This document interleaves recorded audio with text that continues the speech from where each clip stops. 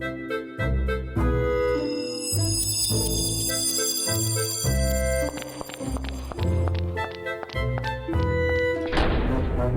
to Puzzling Company, your home for at-home puzzles and mysteries. Here are your hosts, Jared and Zach.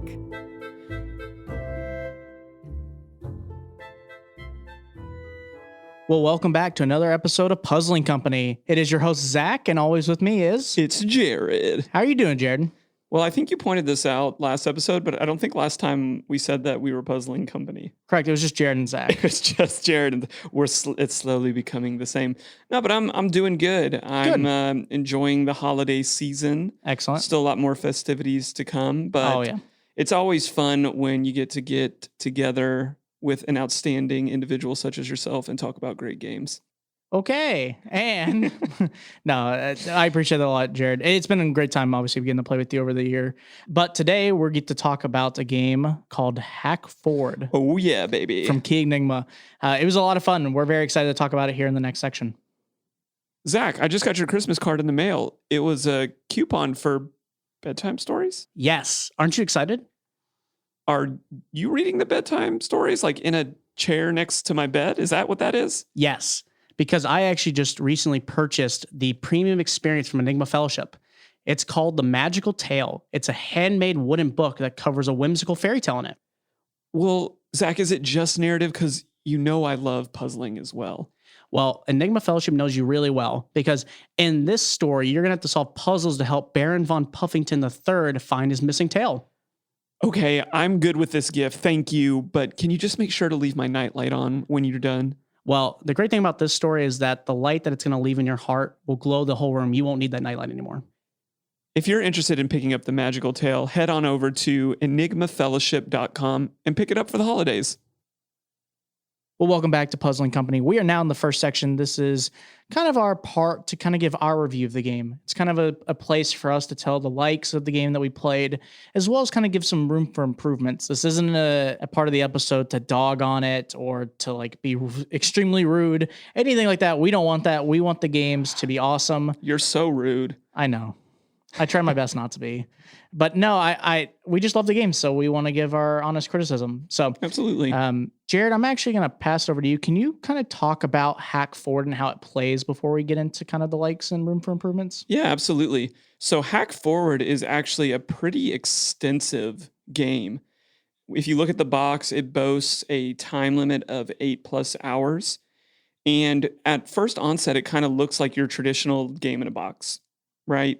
It's chaptered into 8 different chapters, obviously each chapter equaling about an hour, but it follows a pretty standard flow of envelopes, going chapter to chapter, solving puzzles. It has definitely an ARG hint to it, maybe even more than that, you could argue, but I make it sound so like mundane. This is a really fantastic game. Oh, it's very well done. And I'm actually going to get us into the first point of what we really loved about this game. Yes. Is that we did talk about what's in the box, but we didn't talk about what's not in the box. Well said. So there's a very big component to this game that involves either your smartphone or a laptop/computer, and it is the online part of the game. Now, you will play the game from your computer. That's how you access all of the chapters, which you can see in advance. But when you press play for the first time after you put in your code, you are going to meet a fantastic AI system. It is probably one of the best AIs I've ever seen in terms of how it worked, how it functions in terms of the gameplay, and how it kind of interacts with you. It's this really fun, like, group chat style in terms of you and the other characters you will very shortly meet after the first chapter. Yes, really great system. It reminds me of some of the other great AIs that we've played with, like in Society of Curiosities, some of their games, or I think about Space Corp, some other really cool systems that we've got to play around with. But yeah, it's great. And it works really well on a number of different levels. Oh, yeah, because the other part, which we haven't talked about the AI, is that it is a group chat function. You can type in there, you can put answers in there, you can ask for hints in it. They did this really cool thing, in my opinion, just not knowing how it fully works. that obviously there can be attachments in there, websites, videos, 3D imaging. It's insane the amount of interaction as well as creativity that they used in that space, how much it flows with just the game itself. Absolutely. And then Jared, what else did we really like? I loved the puzzles and the components in this game. They're very good. It's just so varied. If you've listened to this podcast for any length of time, I'm a big believer that in puzzle variety is important to games. It's the spice that keeps you going. And I was very unsure how in 8 different episodes they were going to keep me guessing or keep me doing different things or giving us different looks from episode to episode. And they knocked it out of the park in that respect. One of my favorite puzzles is in this game, having done it. Like I Zach can probably remember, I was geeking out over it, and I waiting and looking forward, like, are we going to get to do this in this episode? We're going to get to do this. And then we finally got to do it. And suffice to say, it will be going on my wall. Yes. Over my computer for sure. It's just awesome. Like you said, the variety made it feel so unique from each chapter to chapter. It didn't feel like, to some degree, right, you do have the same like solution inputs generally. Like in terms of you have the group chat, which you type in answers to, or you get like a link to a website and you get to put in there. Or you got emails sometimes. Correct. Yes. But it was so fascinating because it felt like every chapter was different from each other in terms of different objectives, different ways the characters interacted with you, what your goal was. It didn't feel like, okay, I'm doing this chapter, I have to do this. Okay, the next chapter is like a little bit narratively different, but the same thing. It was, we're trying to find information here. Oh no, there's something going on, or we get to the end and it's how do we stop it, or whatever, without spoiling what's the game really goes on. Yeah, with about. What's going on in the game. Just because I don't want to spoil anything, because this game does a really good job of kind of making the narrative. Well, I'll kind of go to our third point. The narrative. Before we jump into that, we have to talk about the components. Okay, go for it. I'm a sucker for tangibility. Yes. And when there is paper, I have this high standard of make it not printer paper, right? Yeah. I thought this game killed it. I'm looking through the box right now. There's poker chips and glasses and the just elevated elements everywhere. Not like crazy. This game didn't cost $500 to produce. But it was so clear to me that they took intentional time.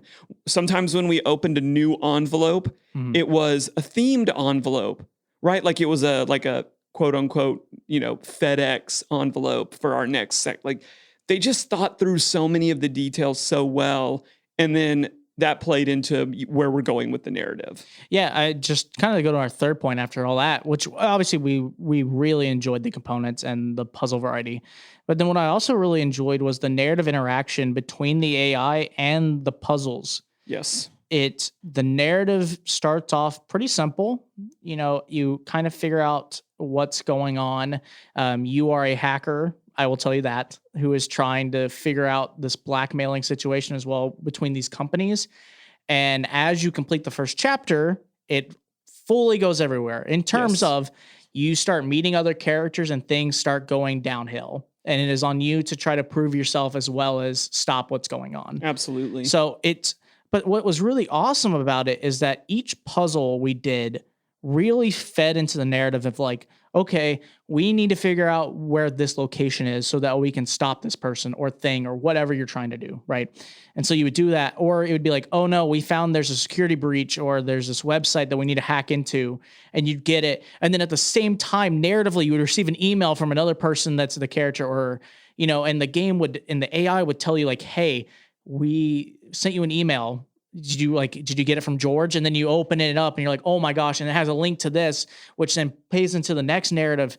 There was never a point that it felt like I was doing a puzzle just to do a puzzle. It clearly meant something to the narrative and drove the importance of completion in terms of like, sometimes I get a puzzle and I feel like if I complete it, it didn't really do anything in terms of I'm closer to being done with the game, but I didn't really you don't see the results. Yes. I guess. Yes. And this game was clearly like, when I figured out all this information or hacked in this website, it showed it to me. If it was video or, text between myself and the other people or whatever was going on, it delivered. Yeah, absolutely. And I think they did that on a number of different levels. One of the ways as I was thinking about this is we always talk about, the importance of characters in games. And there are characters in this game and they feel alive and that's so cool. But one of the things that I really appreciated is in one of our early episodes, there is a series of puzzles and each of the puzzles is given to you by one of the characters. Yes. And what that did for us, I think, is further flesh out in our own minds the personalities of these characters that I don't think this is too much of a spoiler, but you never see. Correct. Yeah. These are purely text-based characters, but then those puzzles like gave us some depth. To who these people are, their what style, what they like. And then again, in a later one, they sparse you out into talking to them individually for a certain part. Like, it's just very apparent that this was not just thrown together, especially I'm thinking through like programming a game like this. Yeah. Woo! Like that has to be a process and a very analytical one at that. But yeah, I totally agree, Zach. Like, it didn't feel like puzzles. It felt like we sometimes had tasks that were puzzly that were then driving forward everything that we had to do. And that was amplified by the things we talked about. Puzzle components were high. Puzzle variety was high. AI and the online elements and all a part of that ARG mentality were flexing really hard. And it just made for a really wonderful experience. Oh, yeah. So I'll preface this next section by saying, like, grab a microscope to find something super wrong with this game, right? We sat down, we're like, were there room for improvements? Did we? Yeah, to be honest, it was this thing of like, we completed the game and I really enjoyed it.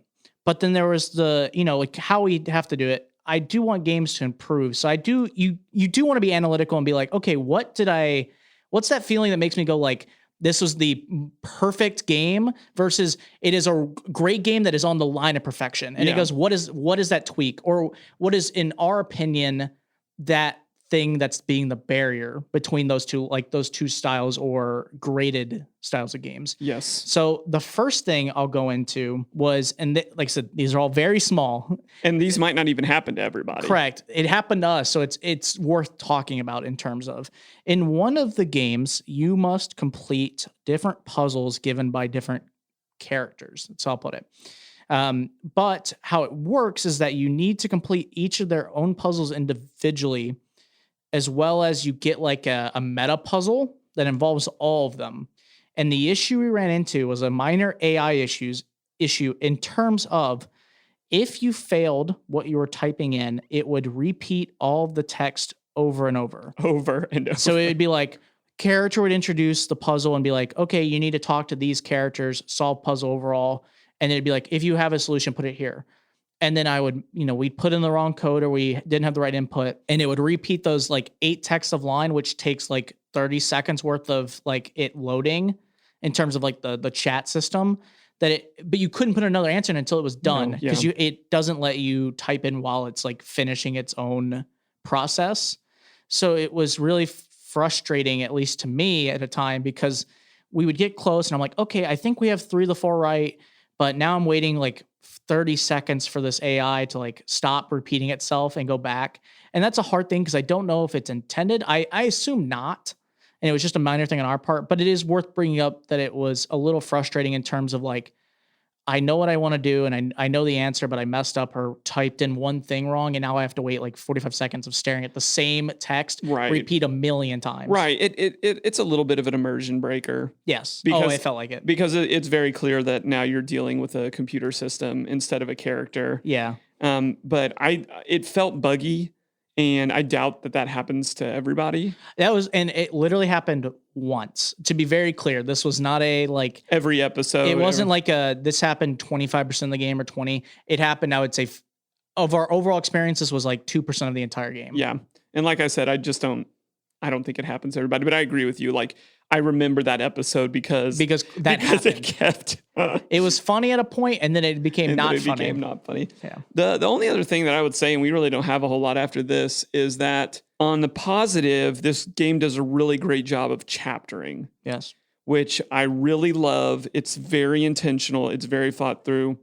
But then there's some elements, especially in the last chapter of the game, where, again, what I'm about to say isn't even a negative, but it is in regards, we ran into one puzzle where we needed not just information, but solved information from a puzzle chapters ago. And we did not play this all in one sitting. We played it over the course of 2 or 3 weeks. Yeah. And we just didn't have that piece of paper. We didn't remember all that info. And it wasn't just like a word. It was correct. like it is a lot of information. Correct.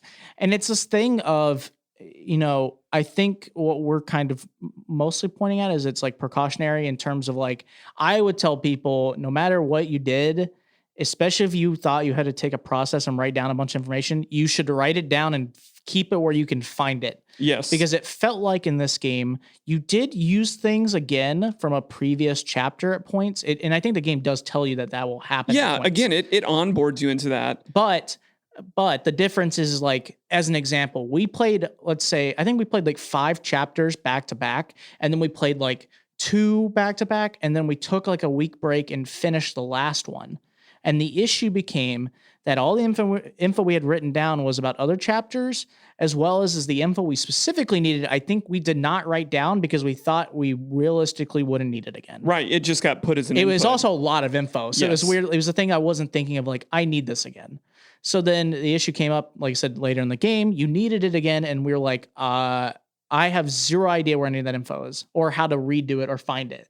So we basically got screwed. I wouldn't say screwed. We were put in a situation where we basically were like, okay, I really don't want to go back and figure out all that info. Right. So we just gave us the hint enough to where we had the info again. Right. And that's a positive too. Like, give me the solution. I don't really know. But as we're going to talk about in our next section, there's a point where that can become a frustration, especially if you're concerned with a certain element of the game.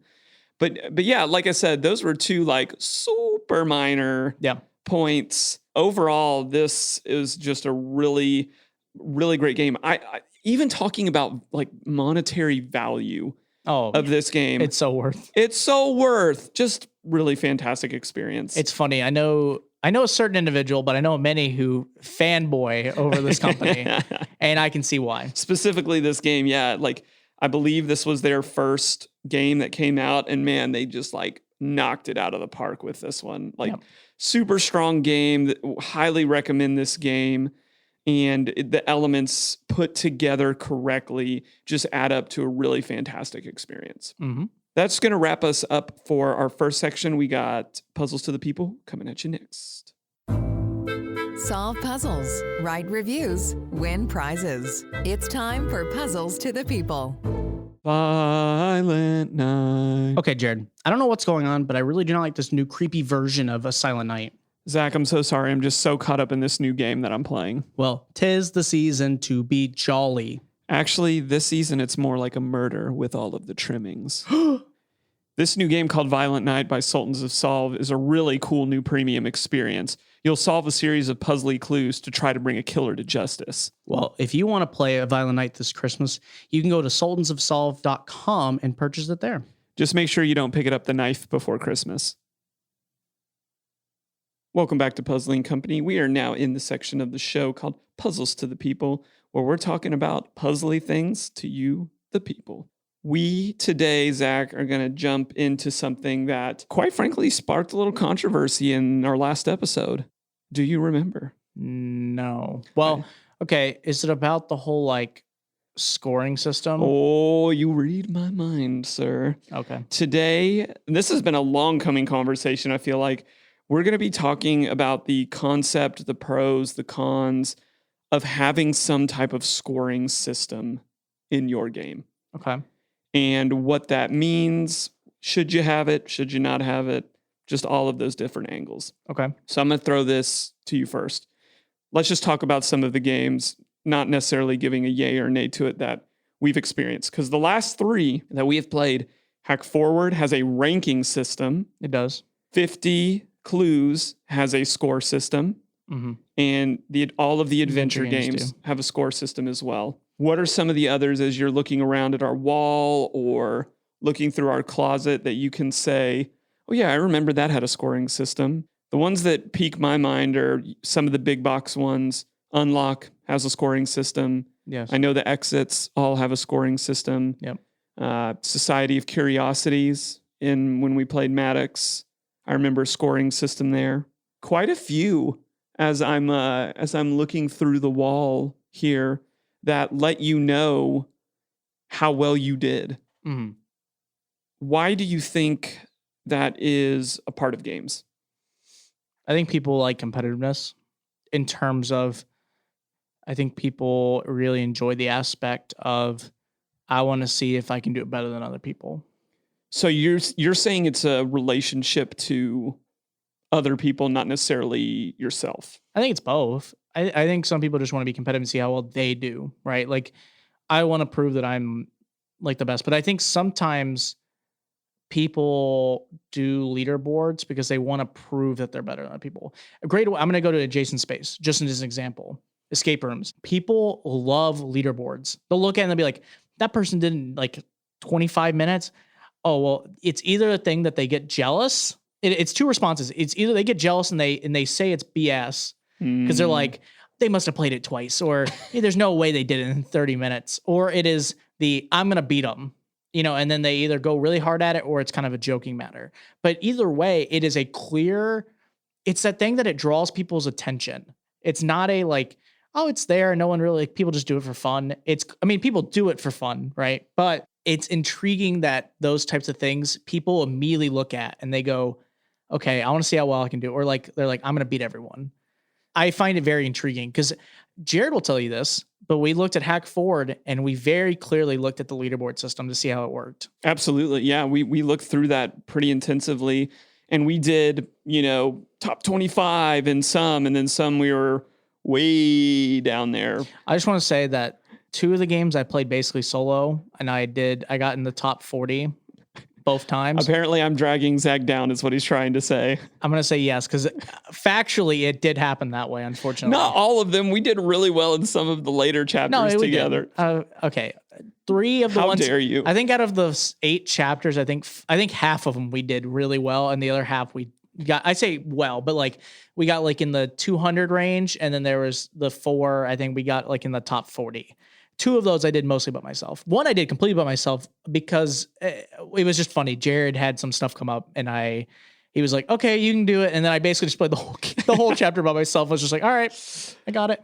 I kind of think about this in 2 separate categories. Okay. I want to make a little bit of a distinction here. Sure. I think there is competition. Yes. In the one hand, and to me that says leaderboard. And then there is achievement. Yeah. And that to me is a grade. Yes. So like when I'm thinking about a lot of these, Hack Forward is that raw competition in my mind because it is a pure leaderboard. It is a pure leaderboard. But when you think about like when we played 50 Clues, that gave us a grade or a percentage, but then it encouraged you to like, hey, post this on social media. Most games that we play that have a scoring system are grade based. It is did you complete everything? It is that achievement feeling. Yes. And that, the way you word it is perfect in terms of there are many people who love getting the best score they can in terms of doing everything that's possible. Right. It's fun for them. It's the same thing with video games. People love getting all the achievements, 100%ing a game. Is there a secret Easter egg that you have to do? Or is it like do every puzzle correctly? Like people love it. Yes, I totally agree. So then I want to have a philosophical conversation.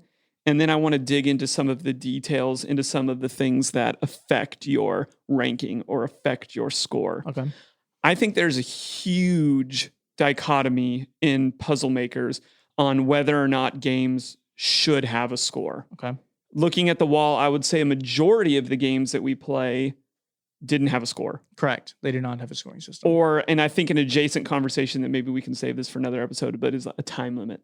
Yes. What are your thoughts on that? Does it take away from a game to have a score, to have a grade given to you at the end of the game? Or I know in some games it's an option. It says like, hey, if you want to score yourself, here's where you would have landed. Yeah. So forth and so on. How do you feel about all that? Because I know some people that are very, very hardliners on one of these or the other. Like some people that would tell you like any game that has a score system isn't worth my time. I would never make that. I'm not going to put that pressure or that grade on a player of mine. I think it takes away the entire point of the game. And then there's other people that just live and breathe the competition achievement. What's the point of playing a game where you're not getting a score, where you're not seeing how you rank, how you did, how do you rate yourself? Is there a right way, Zach? That's not an easy question to answer.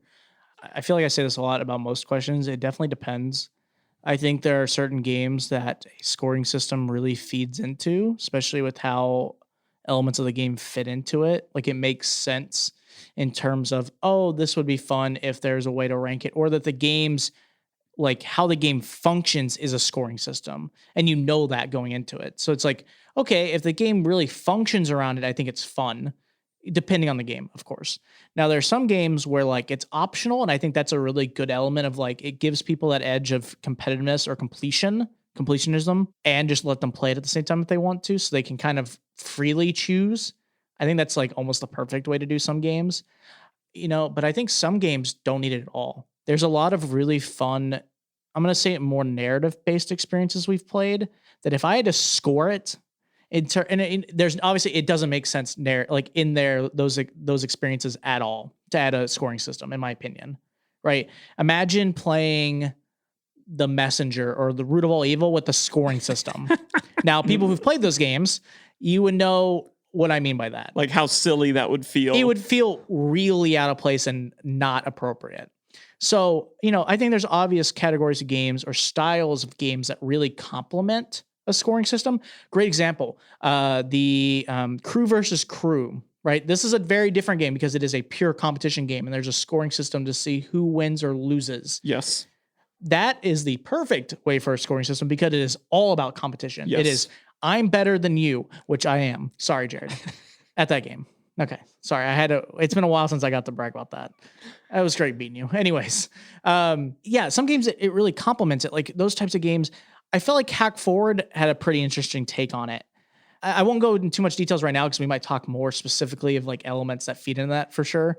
But there are games where I feel like it really fits in. And then there's some where I felt like it's like cool, but it wasn't needed at all. So you're saying it depends on what type of game you're making. Correct. I think it mostly matters on that because I'm not a person who's pure, there should be no scoring system, because I think some of the games where we've had scoring systems have been some of the funniest not like in like the game's bad, but like it was fun. Like I had a genuinely good experience being like, okay, we're going to try to like 100% this. And then when we did, or like we missed it by one, we're like, dang it. Or like, that's so stupid. I should have gotten that. Like those elements are hilarious and like and give good memories, but then there's some that we played and it didn't impact anything.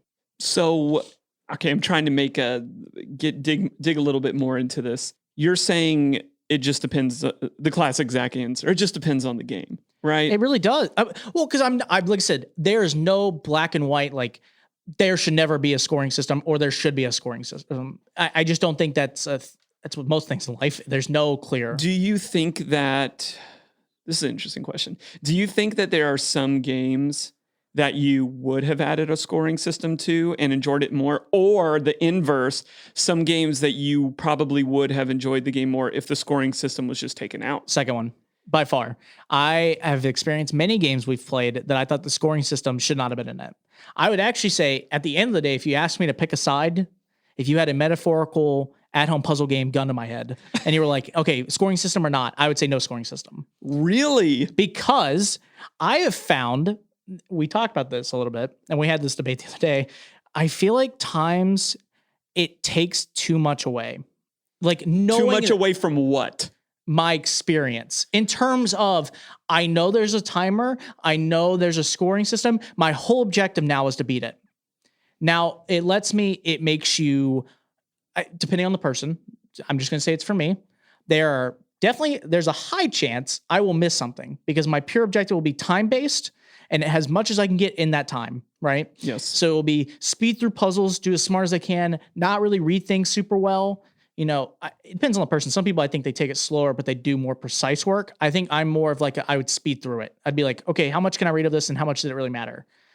And I feel like some of those experiences, I lost some because I thought in the back of my head, oh, the timer's running.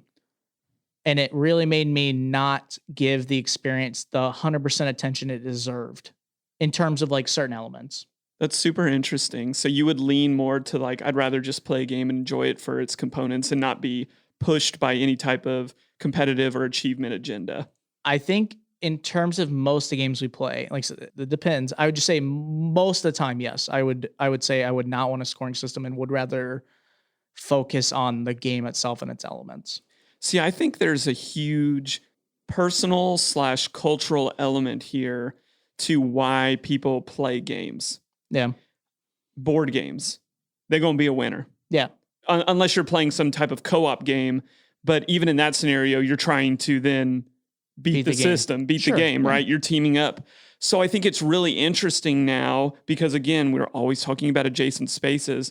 When you now move to our style of gaming that we talk about on this podcast, and most of it, if not all of it, crew versus crew aside, is 100% co-op. Yes. So then you bring in a narrative element, which is more akin to movies, theater, that type of thing.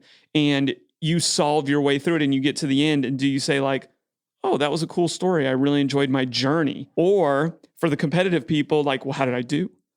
Like, because that's what I'm saying. Like, we fall in such a unique intersection here to where we're not fully a board game. We're not fully a narrative. We're somewhere at the intersection. And I understand people's mindset sometimes that want to compete and know how they did. And I think that is why, especially I would say in a lot of our big box games, there is some type of score system. And I wonder, and I don't think we'll ever know the answer to this, like if we went the route of taking all score systems out of games, would we lose a majority of our players? What do you say to that? Do you think we would? Do you think a majority of people that entice themselves in, I'm going to stick to big box games, enjoy the score element? Because the other part of this, and we've talked about this in past episodes, is there's a difficulty rating on the front of that box, Zach. Yep. There's a 3 out of 5 star, 3 out of 5 lock. People care about that. A 2 out of 10. What does that mean if I can't judge how I did in relationship to that rating? What's the point of having that on there? Yeah. That's an interesting question. It's a great idea. I think it depends on what you really look for in a game. I think for some people, narrative and story is really important, right? It's kind of more about understanding how the narrative fits into it all in terms of like, I really enjoy the story. The puzzles are either like really woven into it or just like a partial thing. Like example, I'm going to say like Messenger and like Root of All Evil. I talked about this earlier. Great games in terms of like have a lot of narrative that the puzzles feed into it, but they can be like their own things in terms of you could really read into one. I think Messenger's more combined than like Root of All Evil, but like Root of All Evil, you could read all for the story and not, if you didn't want to, have to do the puzzles. Yeah, that's true. But I think for those games, right, it doesn't make sense for a scoring system or like a rating or a difficulty because they're made for you to enjoy that journey and understanding of where the story's going and like attach yourself to it. Now, big box games, I completely agree in terms of a lot of people, especially I'm going to say this as a broad thing. I would say a lot of new people who randomly enter the space probably just played board games and saw something that was related somewhat to it. Right, because that's gave it a chance. That's what they're sitting next to on the shelf. Correct. So they try it, and I think it is important to get people in with those things because it gives them something they're familiarized with, right? It's a score system, it's a difficulty rating. It's the same with other adjacent spaces. It's like video games, escape rooms. You know, like people walk into an escape room and ask what the difficulty rating is, or out of how many stars is it difficult, or how many people get out. It's probably the most popular question I get asked ever at the escape room. It is because it's just something that people want to know if they got into something that's way too difficult for them, or they're excited to beat it. It's one of the two. Now, it's interesting because the whole element of the rating system and having it compared to board games, I think it's good for some games. I think it genuinely is. I just found, at least in my experience with the games that we've played that are mostly in our space that aren't big, it's not needed. Or I feel like it wouldn't make sense because they're mostly about the puzzle element or the narrative. They're less about competitiveness. Yes. Now, I think the reason why some of the bigger games require one, or that I'm going to honestly say do better, not in terms of, I mean, some of them are because they're mass market, right? That's just, I'm not saying like small creators are weaker than because they clearly there's a step in difference of like unlock versus an at-home game. Yes. In terms of like, some of the people like our creators who are, it's just them. I feel like they almost have to do it because it's appealing as well as like it's a marketing thing. Sure. I feel like to a degree it is. I feel like sometimes those types of systems work really well and they don't. It's kind of like I need this because it's my way to get people to actually play it in terms of that they'll think there's some competitive element. But when they really leave that mass market range, I don't find it useful in some games. You get where I'm going at? Absolutely. Absolutely. Because I think it's the age old thing that we say, like, if you're going to do it, two things: give it a reason and do it well. Yeah. Right. If it's going to be a part of your game, give it a reason and do it well. I will say this, like we talked about 50 clues last episode. I think that's a great example of a grading system because it clearly tells you at the beginning, like, this game is not about speed, except for very specific moments of how that game plays. It is purely about making the right choice the first time. The scoring system makes sense there because the game revolves around that. Like, the game tells you clearly you need to take your time, make right decision first time. Don't risk it because you will lose points depending on what you do. And then I think of like some of the other games like Soup or some like Crack a Nut mystery games, or if I think of, like Legend Game of Maps.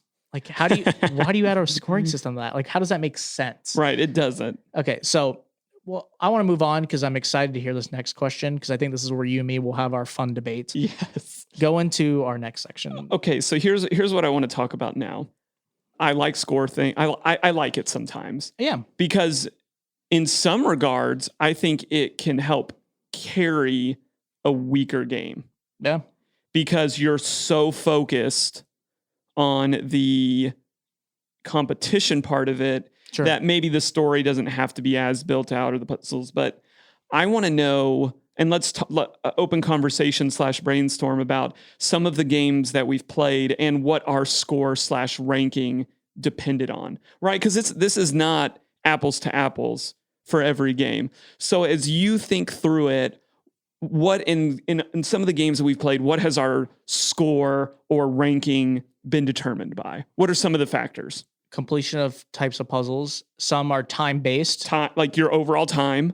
Some are making right decisions and not messing up. Like if you fail, you lose a point or you lose time, like whatever. I'll call that wrong decisions. Wrong decision. So time, wrong decisions, overall game completion. I'm trying to think if there's any other big one that I'm thinking of. Oh, there's a big one. I feel like I'm completely blanking on it. What hints used. Oh, hint system. Yeah. Hints used versus, and that even tiers out hints versus maybe solutions.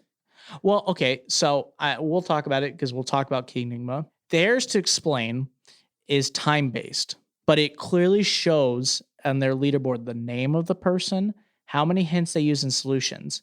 But the only thing that mattered was time. In terms of if you wanted first place. Sure. So you could have burned 50. Correct. In some of the leaderboards we looked at, the first place did in 18 minutes, but they asked for 12 hints and 8 solutions.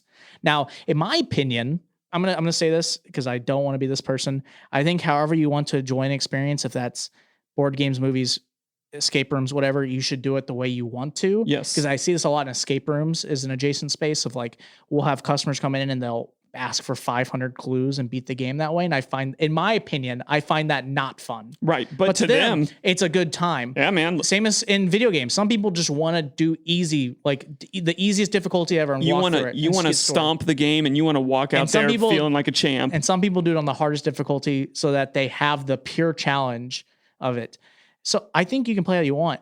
But for me, it's that thing of, okay, like in terms of that scoring system, I can see how they played it, but like, why does the first place get first place if they used 12 hints and 6 solutions while I used 1 hint?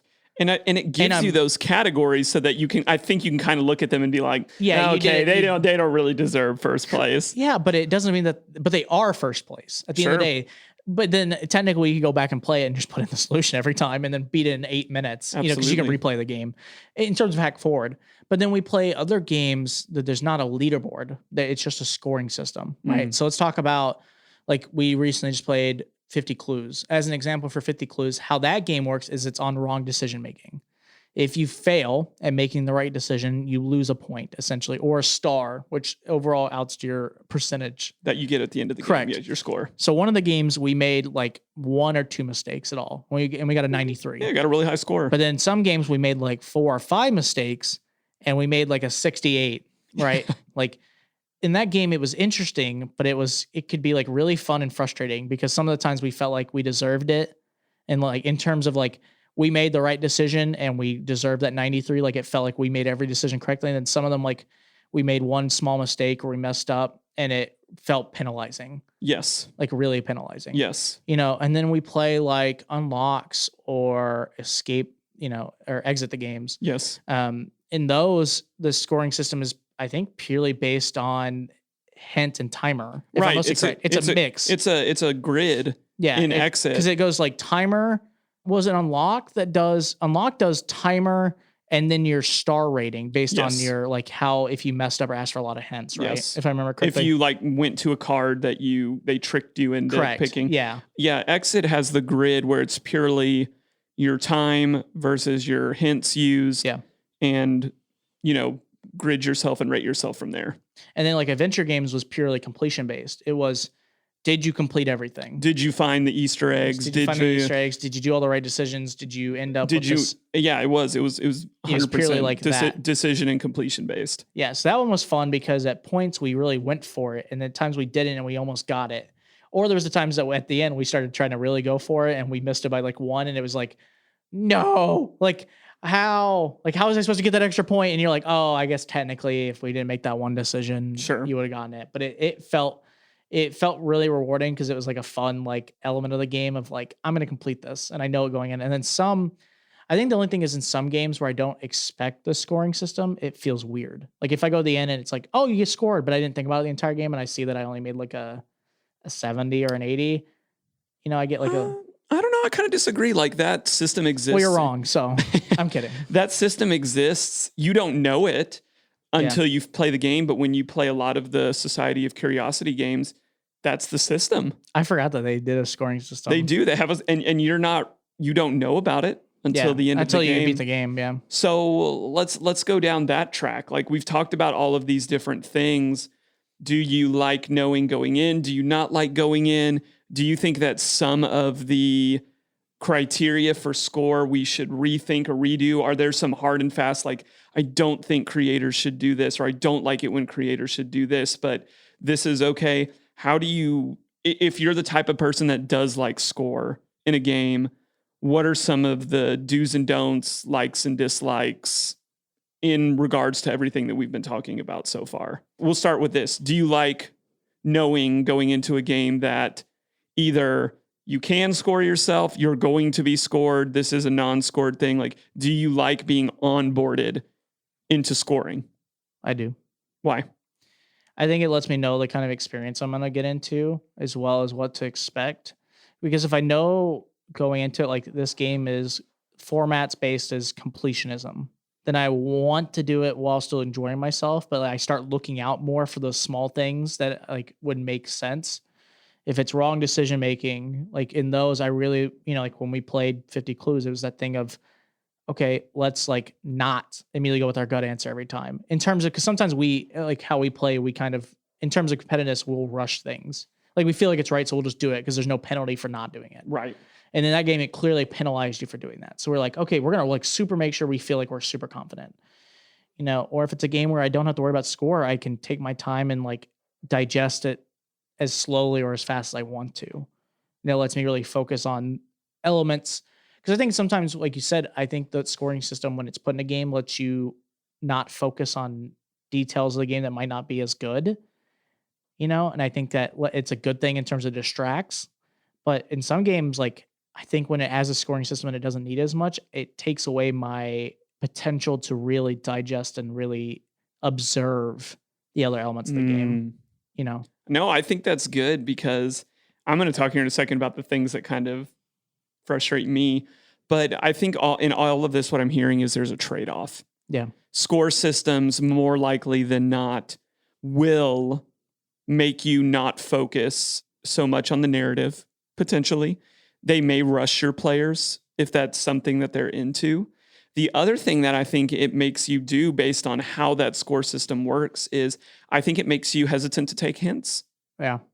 And that's not good because again, this is another part of the argument, like, is taking hints bad? Should it count against your score? Well, if you can't figure something out, now you're in this kind of paradox of like, oh, like I want to move forward in the game and I want to get to the next part, but I can't do it because I'm going to lose. Like, I'm going to lose some points. Yeah. Like, but in a game where there are no points, what do you care? Like, what do you care about taking a hint? Yeah. Like, your time and enjoyment becomes the most important factor. Yes. And not your score. So how do we justify all of this? Like, is there a way that we can all hold hands and sing kumbayas with narratives and scores and hints and ratings? It's like, it feels like you really have to choose. I was going to say, no, you can't. You can't kumbaya it. As much as I wish, but I think there's no, like I said, it's not black and white in terms of like, okay, you make this style game, it has one. Yes. It's the style game, it doesn't. I mean, to a degree, there are those that are like, it's clearly like it should be designed with it, and there's some that shouldn't. But I mean, like, there's a lot of games that hit on that line of like, it could be useful or like help in certain ways, but then there's games where it's like it takes away, depending on the player and how they want to play. So it's, unfortunately, there are people who are going to really like it and people who are really not going to. That's true. And you just have to pick. Well, here's some of the things that I get frustrated with when I'm playing for score, when I get sucked into that world. Okay.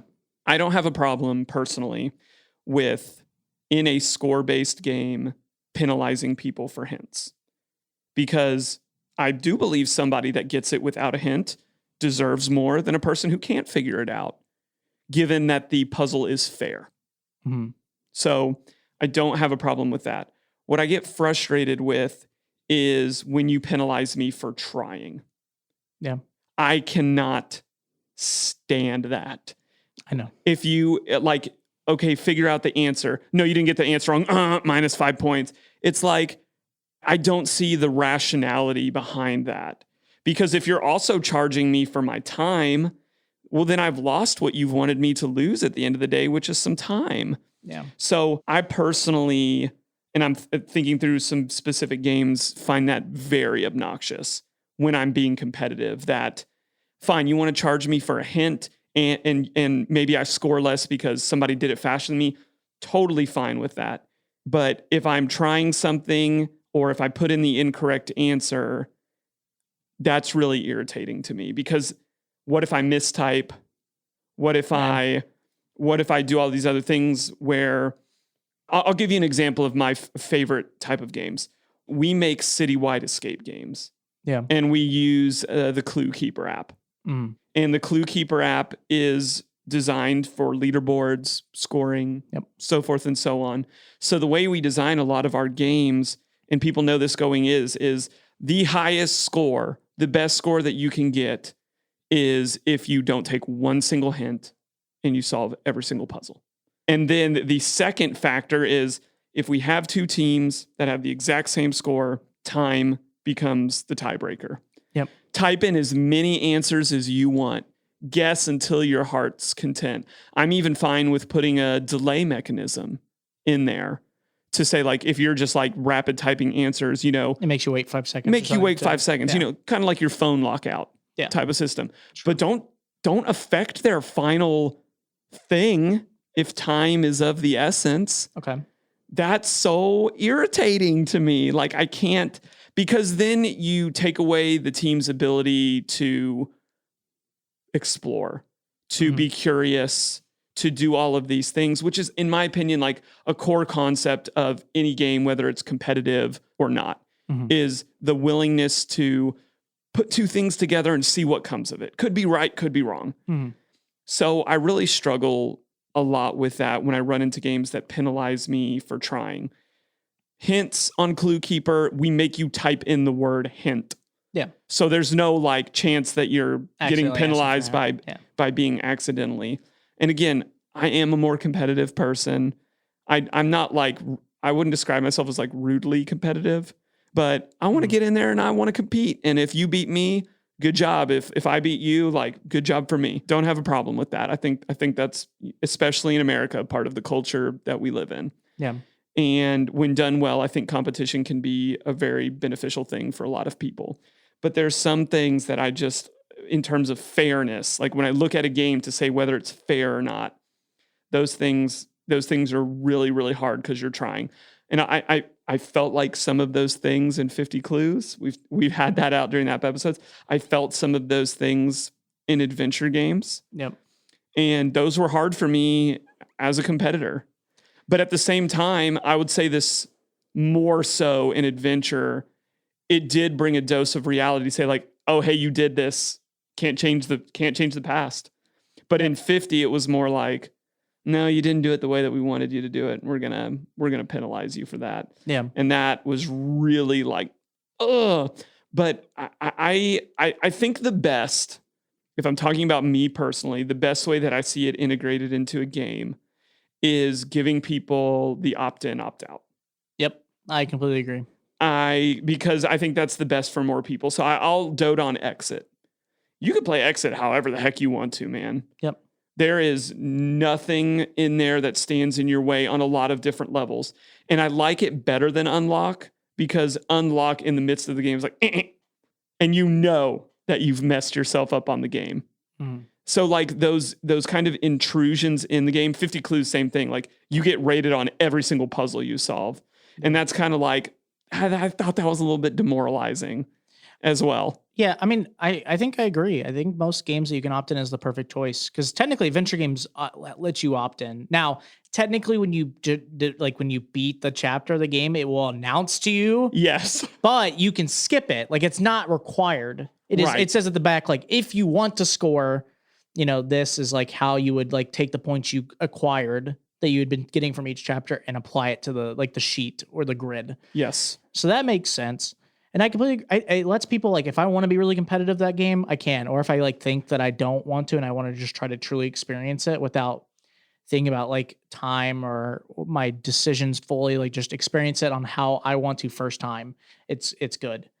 Cause I mean, we're both very competitive, I think at times. I think sometimes I'm a little bit less depending on the style of game. Sure.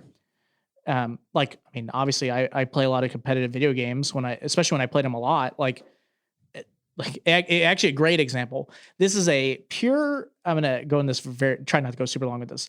There is a solo challenge you can do in World of Warcraft called the Mage Tower. To explain it basically is it puts you in this very hard trial that it sinks you to the contents level and makes you weak, quote unquote, compared to the challenge. And it is all skill. Now, there's no leaderboard.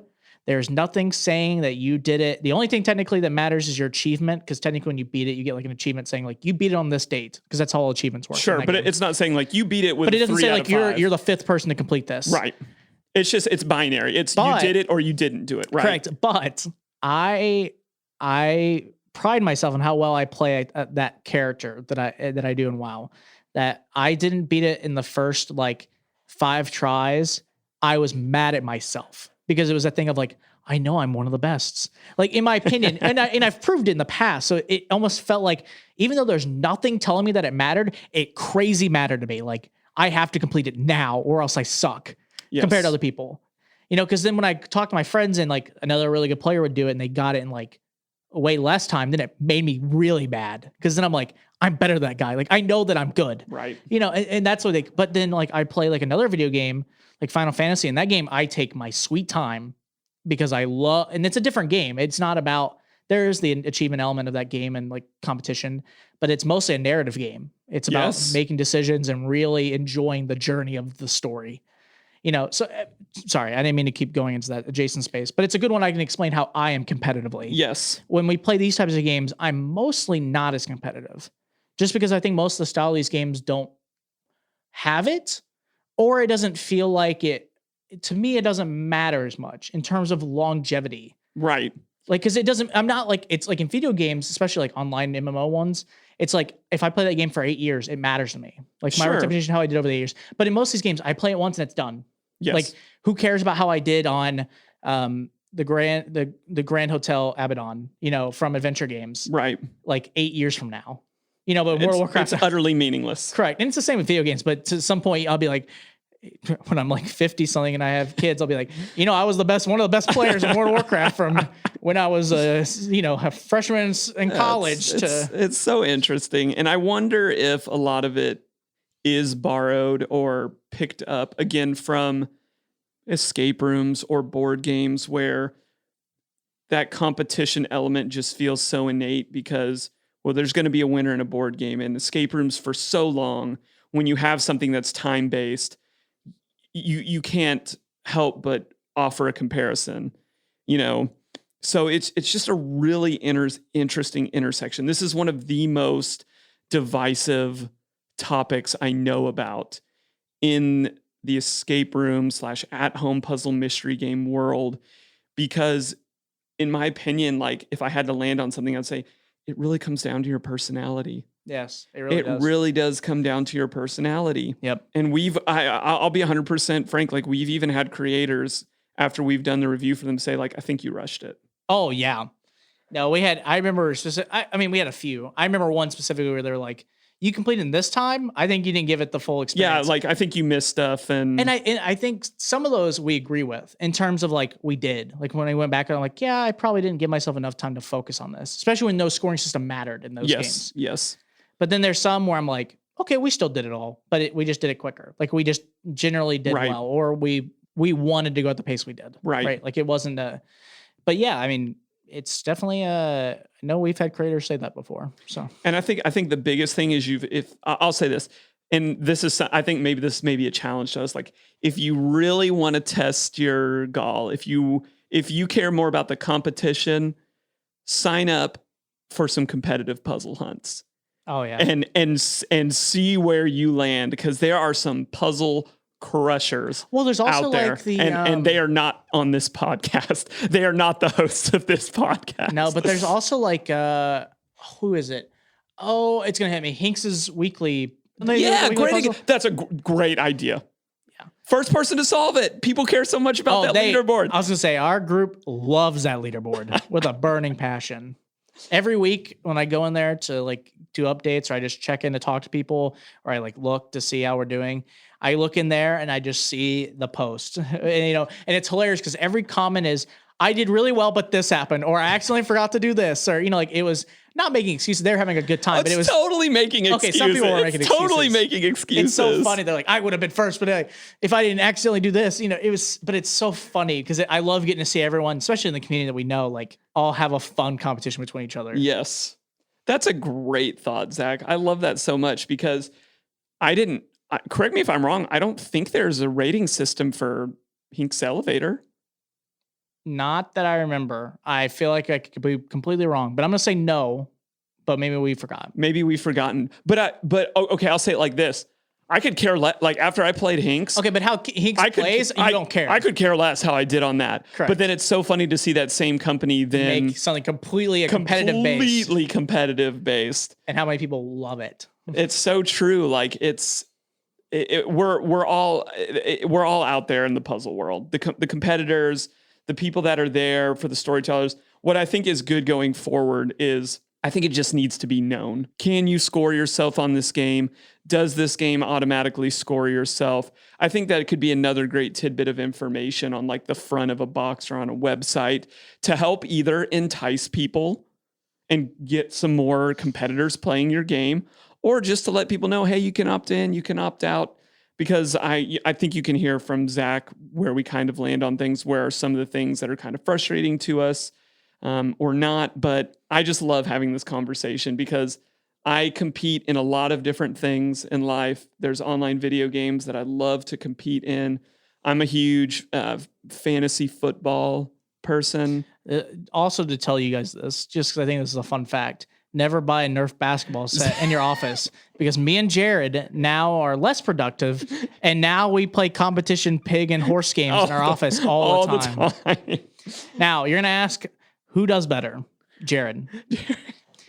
It's funny. I have a few good moments, but Jared, okay, I'm going to make my excuses. One, it's not in the center of the door, because of how the door is set up. Second, excuse alert. The ball sucks. Okay, I'm going to make all my excuses. If we're playing real basketball, I would school Jared. But in this, I'll give him I'll give it to him. I'm going to transition us to the next section because that last statement was just absolutely baloney. Correct. Okay, thank you. And let's get off of this before it starts getting real live. We'll save that for another time. But we hope you guys enjoyed this. This is something that clearly we care a lot about, but it's not the end all be all. No. If you can't see the value of a game beyond its competition, you might just be a little too competitive. Because we really try to balance out that side of ours when giving our review. And honestly, some of my favorite games have zero competition element to them. And some of our favorites are the ones and where it's definitely mixed. It's a part of who you are. So we're going to wrap this up. We have questions for creators coming at you next. There are some awesome people who make the puzzles we love to solve. This is Questions for Creators. Jared, I found this really cool box outside. Can we please, can we open it? Are you out of your mind? Look what it says on the box. It literally reads root of all evil. There's no way we're opening this box. Oh, come on, Jared. What's the worst that can happen? What's the worst? Have you ever seen a horror movie? Listen, you don't split up your team. The basement is not a good hiding place. You don't give cute little creatures water. And above all, you don't open the mysterious and creepy box with the word evil on it. Please, Jared. No! But if you're listening and you have more guts than me, you should actually head over to crackanutmysteries.com and pick up a copy of Root of All Evil.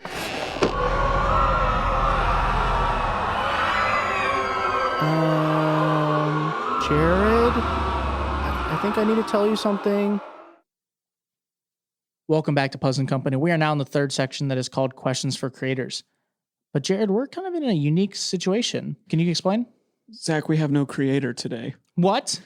No one created? Can you give us Hack Forward? It's an anonymous. No, the creator of this game, it's the middle of December. That's a very busy time. We weren't able to shuffle our schedules around and sync up well enough. No, this is, to be clear, no shade at the creator. Or anybody at Key. It's holiday season. It's just hard to get. It just wasn't going to work out for our timeline to meet them timeline. We felt like this was a really great game, and so we decided to publish this episode just with our review and our middle section, which you may have noticed was a tad longer than usual. Oh yeah, because we knew we weren't going to have a creator on. But at the end of the day, we still are going to interview this creator in the future. Come back, re-edit this episode. So if you're like, oh, I really wanted to get to hear from them, don't worry. That's coming in the future. This episode will always be there, and we will make a post when we have them on. Mm-hmm. So no big deal. We definitely still want you to go to keyenigma.com, pick this game up. This is well worth your money. You may be looking at it and saying, oh, this is a little bit pricier. You're getting 8 games. It's so worth it. It's a worthwhile buy. And you can be played at any pace. So if you want to blitz it, you'll have 8 hours. If you want to take some time, you can do that too. But you can pick that up at keyenigma.com. And the name of the game, again, is Hack Forward.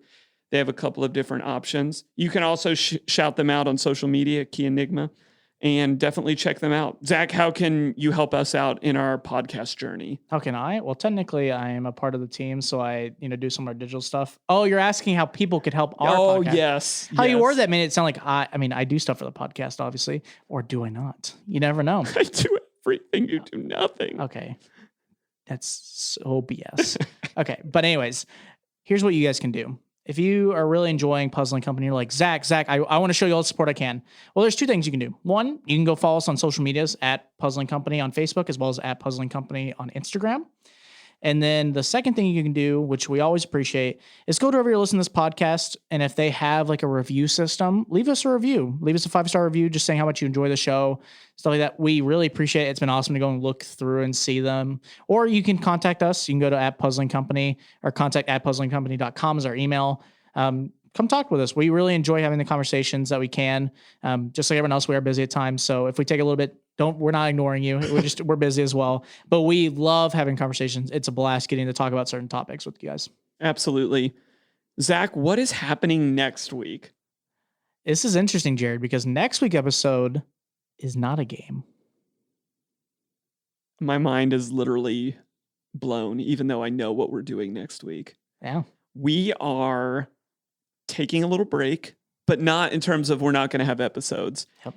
Next week, many of you have heard about this illustrious / mysterious group of, how would you best describe them, Zach? As a Secret Santa of sorts? The Secret Santa puzzling group? Yes. Yeah. Many have participated, some have thought about it, but we really wanted to give them a spotlight episode to say, who are these people? What games have they made? And honestly, are you out there and you're an aspiring puzzle person, but maybe you don't really know how to start your game? This is the perfect place to get wonderful feedback and honestly meet really cool people along the way. There's also been a lot of games that we know of that came from this group. Yes. Which is actually very intriguing to know, like, that was one of the like Secret Santa games. A number of our first season guests and games have been on this.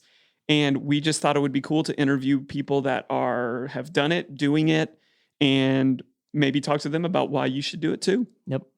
Well, that's really going to wrap us up for this episode of Puzzling Company. For Jared and Zach, thanks for listening. We'll see you next time. See you guys. Thanks for listening. Find us on social media at Puzzling Company and online at puzzlingcompany.com. Check back weekly for new episodes. Until next time, keep puzzling.